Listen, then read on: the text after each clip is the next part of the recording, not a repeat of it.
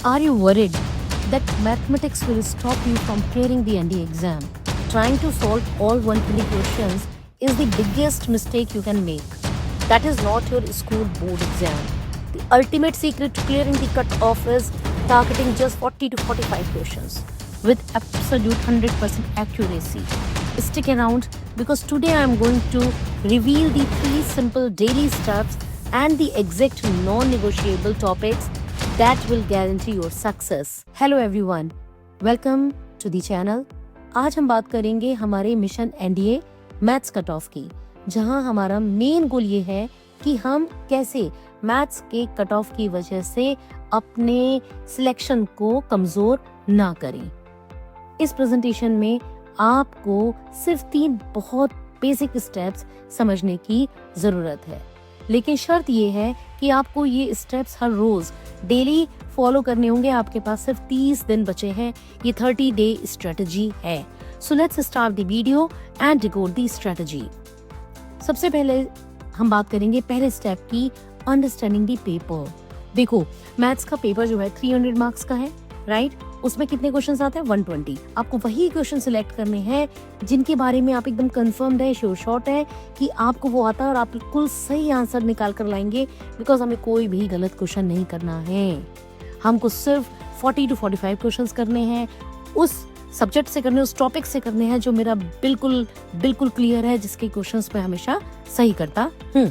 Okay, आपको ये समझना होगा कि आपका कोई बोर्ड का एग्जाम नहीं चल रहा है, स्कूल का एग्जाम नहीं है, पूरा पेपर करना है, राइट? आपको यहाँ साफ पता होना चाहिए मुझे इतने मार्क्स चाहिए हैं और मुझे नेगेटिव मार्किंग के कारण अपने मार्क्स कम नहीं करने। तो अगर आप 50% पेपर भी प्रॉपरली अटेम्प्ट करके आते हो with an accuracy of more than 90%, तो आप इजिली एनडीए मैथ्स के कट ऑफ को क्लियर कर लेंगे, नो इशू। तो अब सवाल ये है कि एग्जैक्टली कितने क्वेश्चन अटेम्प्ट करने हैं। मैं दोबारा रिपीट करती हूँ, 45 to 50 अगर आप बिल्कुल 100% श्योर है कि बिल्कुल सही है। You can make it 60 and you still feel कि हाँ नेगेटिव मार्किंग हो सकती है, उसकी वजह से मैं ऑन एन एवरेज वहीं कहीं 50 के आसपास आ जाऊं। That is the criteria, okay.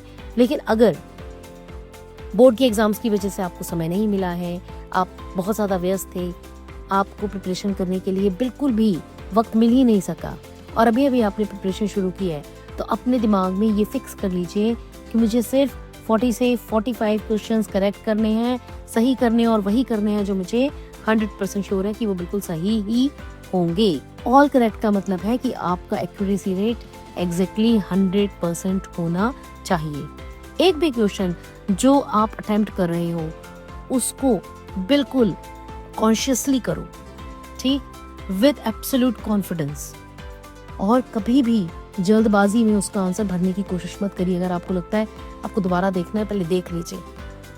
Answer तभी मार्क करिएगा जब कंफर्म हो जाए कि मेरा आंसर बिल्कुल सही है। और अब आते हैं the non negotiable topic, algebra.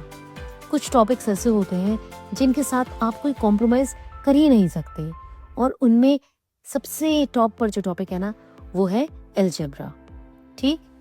Paper का मेजॉरिटी पोर्शन इसी टॉपिक से बनता है। अलजेब्रा के अंदर आपको फोकस करना है quadratic equations, sequence and series, exponents and powers, logarithms और कॉम्प्लेक्स नंबर्स पर।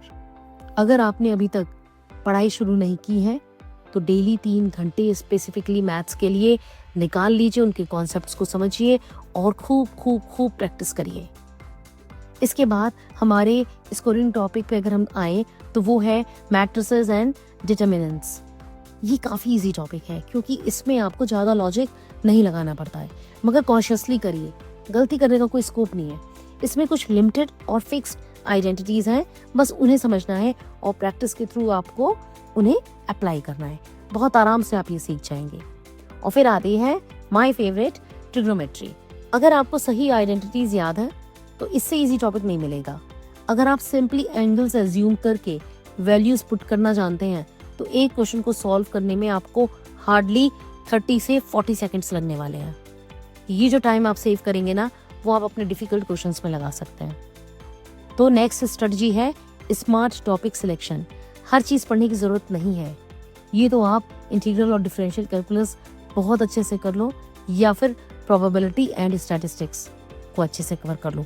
You have a choice, okay. लेकिन जो भी टॉपिक आप चूज करिए उसको 100% देखिए, 100% एक्यूरेसी के साथ उसके क्वेश्चंस निकालिए। जब आप एग्जाम देने जाएं तो फिर इधर उधर हाथ पैर नहीं मारने होते हैं, हमारे पास अब समय नहीं है। आपको जो भी बिल्कुल कॉन्फिडेंट टॉपिक है उन्हीं पे मेहनत करनी है। अगर पहला क्वेश्चन कैलकुलस का है और आपने नहीं पढ़ा है तो बिल्कुल भी नर्वस नहीं होना है। आपके भी क्वेश्चंस आएंगे आगे, बस वेट करना है। पीस ऑफ माइंड बना के रखनी है, काम रहना है, कंपोज रहना है। आपका टास्क सिर्फ आपके अपने पढ़े हुए टॉपिक्स के उन 40 से 50 क्वेश्चंस पे टिका हुआ होना चाहिए। बिल्कुल उन्हें ढूंढना है और उन्हें सॉल्व करना है। यही स्ट्रेटजी है। आई रिपीट, आपके अपने वो जो टॉपिक्स जिसमें आपको पता है कि अगर उसका क्वेश्चन आएगा आप बिल्कुल आराम से कर लेंगे, उन टॉपिक्स के क्वेश्चंस को ढूंढना है और उन्हें अटेम्प्ट करना है। और अब आते हैं लास्ट और सबसे इंपॉर्टेंट टॉपिक पर, मेंटल ट्रेनिंग। ये एक ऐसा एस्पेक्ट है, अगर आपने कर लिया तो आप नेचुरली बहुत अच्छा एग्जाम देंगे। जब भी आप घर पर पढ़ने बैठें तो ये सपोज करके बैठें कि बिल्कुल जो अब आप मॉक टेस्ट करने वाले हैं या प्रैक्टिस करने वाले हैं, बिल्कुल आप रियल टाइम सिचुएशन में बैठे हुए हैं। ठीक है, एक्चुअल एग्जाम हो रहा है। अपने माइंड को ट्रेन करिए एग्जाम के लिए, जिससे एग्जाम वाला फियर एकदम खत्म हो जाए। एग्जाम भी आपको एक मॉक टेस्ट जैसा लगे, एक प्रैक्टिस टेस्ट जैसा लगे। आप बहुत ही कॉन्फिडेंटली, बहुत ही स्मूथली उसको पूरा देकर आए। ठीक है, गोल्डन रूल ऑफ प्रैक्टिस है, प्रैक्टिस करते वक्त एक डिफिकल्ट क्वेश्चन को तब तक ट्राई करते रहिए जब तक आप खुद उसके आंसर तक ना पहुंच जाए। द मोमेंट आप बुक में सॉल्यूशन देखने लगते हैं ना, तो आप दिमाग अप्लाई करना बंद कर देते हैं और आप अपने माइंड को ट्रेन ही नहीं होने देते कि उस क्वेश्चन का आंसर निकालना कैसे है। तो आपकी जो अटेम्प्ट है वो फिक्स्ड है, आपके पास बहुत ज्यादा समय नहीं है। Your aim always should be to clear any exam in very first attempt.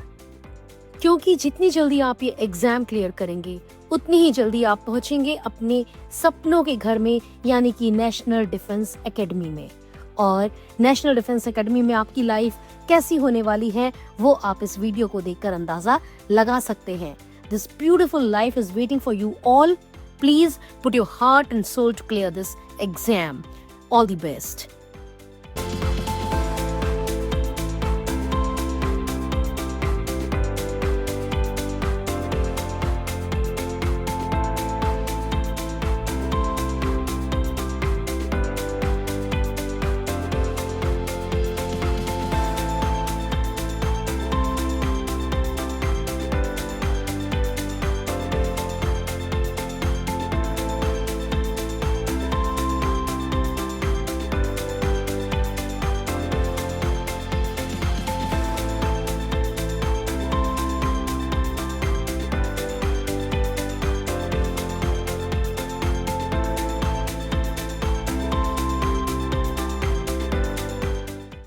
I hope you found this useful. Thank you. अगले सेशन में मिलते हैं। गुड डे, जय हिंद, जय भारत।